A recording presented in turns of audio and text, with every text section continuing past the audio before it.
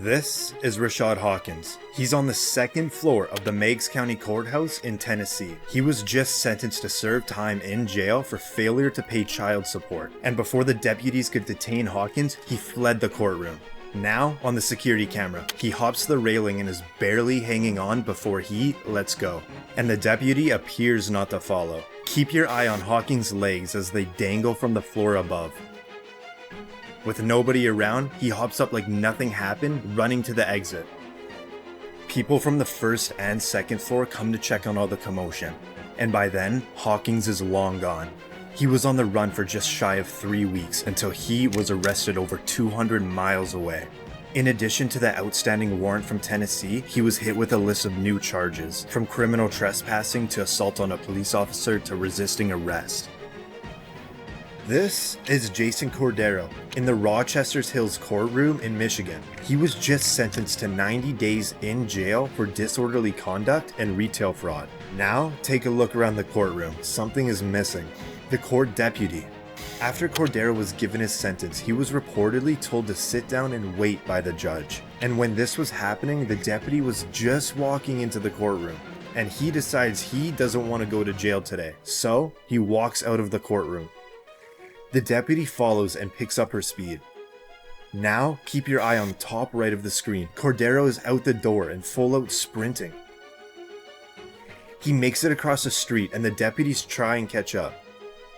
It appears Cordero might have made it, but reportedly he was recaptured 5 to 10 minutes later in a wooded area.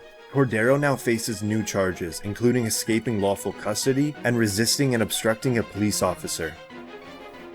This is Tanner Jacobson, and to his right is Kodey Howard, and they're in Chehalis, Washington.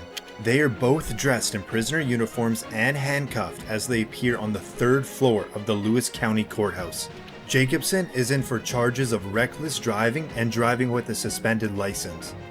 Howard is in for charges of second-degree burglary, first-degree trafficking in stolen property, third-degree driving with a suspended license, and 2 warrants for failure to appear in court. Right here is Judge R.W. Buzzard.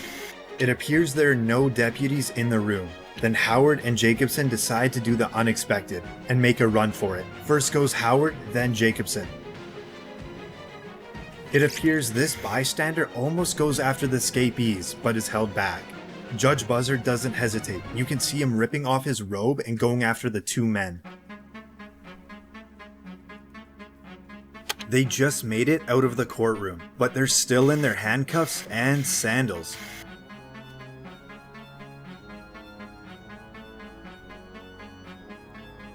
Now, in the 3rd floor stairwell. Judge Buzzard is closing in. With only 1 more floor to go, it's going to be a close one.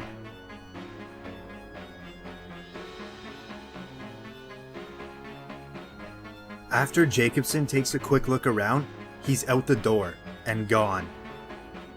But for Howard, not that easy. Judge Buzzard caught up and captured him. Jacobson was later picked up a couple blocks away. I only get like 4 blocks and then I stopped. I just stopped on my own. I'm like, what am I doing right now? I said, what am I doing? What did I just do?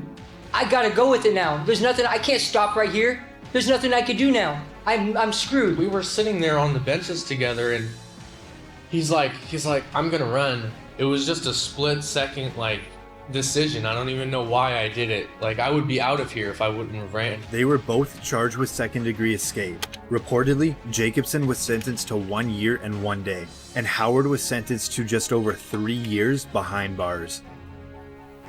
This is Joel Delgado. He's currently being brought to the Pulaski County Courthouse in Little Rock, Arkansas. He's brought into court to face multiple charges, including residential burglary and theft of services. Reportedly, during his arrest, he claimed he was injured, so he was brought to a hospital. Now, the sheriff deputy is currently escorting Delgado into the courthouse to face his charges. But steps before they enter the door, Delgado loses his shoe, which just might be a distraction for his getaway plan.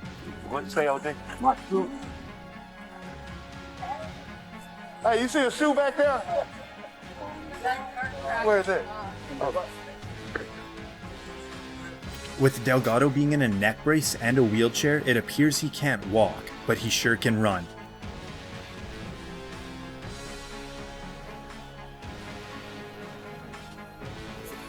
Delgado then bolts across the street and down an alley.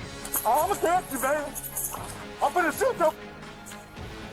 The deputy seems to lose him and searches through the streets looking for the suspect. Hey, can you call the police for me? Call the police for me. Call the police. What way it go? Went straight through the alley, cut that way. What you Your need? phone. My damn radio came out. And I tried to get him. Hello? The wheelchair dude got up and ran. Yeah. I couldn't catch it. The wheelchair dude. I couldn't catch him. After no luck, the deputy makes it back to the front of the courthouse. The wheelchair dude ran.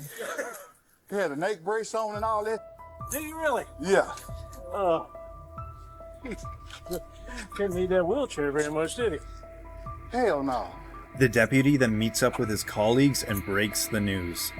Dude ran, man. Dude ran? Hell yeah. What? He took all? Yeah, I couldn't catch that dude. He jumped the rail. It's on my camera, bro. Oh, what's that, man? He jumped the rail, keep his shoe had came off. I been down to get his shoe, and he just ran. Took off on you, man. Yeah. Should have had carried him to the wheelchair. However, the suspect's freedom was short-lived as he was caught a few hours later, where he claimed he was injured and couldn't walk again. And now he faces an additional charge of third-degree escape. Reportedly, Delgado has pleaded not guilty to all charges against him. This is Callum Finter in Bradford Crown Court in the UK. He's here to help support his 17-year-old friend, who is currently on the other side of this door. And he's about to burst through and make a run for it. The teenage escapee you see was reportedly just sentenced to 21 weeks in custody for the theft of a mobile phone. But keep your eye on Finter, as he's about to press the button for an automatic door to open, leading his friend to freedom.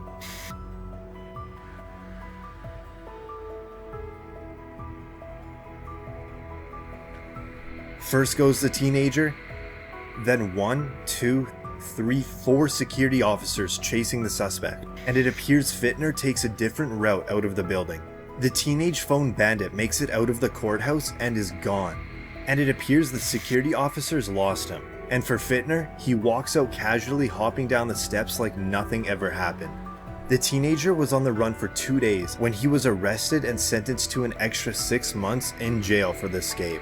Finter pleaded guilty to aiding and abetting his friend's escape and was jailed for 3 months.